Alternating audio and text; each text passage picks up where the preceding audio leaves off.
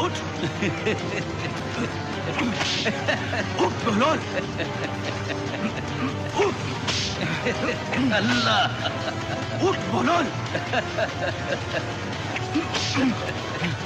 छोड़ो इसे, क्यों मार रहे हो?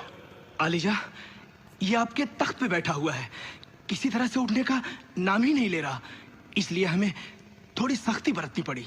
बहलोल, तुम्हें तख्त पर बैठने की क्या जरूरत थी?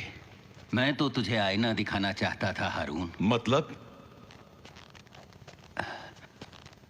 मतलब ये कि मैं चंद लम्हे तेरे इस तख्त पे बैठा तो मुझे इतनी मार पड़ी, और तू न जाने कब से इस मसनदे शाही पे बैठा है।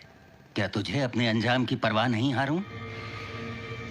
हारून, अगर तू किसी जंगल में भटक जाए और प्यास से तेरा दम निकल रहा हो, तो क्या पानी की एक घूंट की एवज में तू अपनी आधी सल्तनत दे सकता है? बेशक। पानी से प्यास तो बुझ जाएगी, लेकिन अगर तुझे पेशाब रुकने की बीमारी हो और तेरी जान पे बनाए, तो क्या उसके इलाज के एवज में तू बाकी आधी सल्तनत भी दे देगा हारून? बची हुई आधी सल्तनत भी? फिर तुझे किस बात का गुमान है? तेरी बादशाहत की कीमत पानी के 2 घूंट से ज्यादा नहीं है हारून।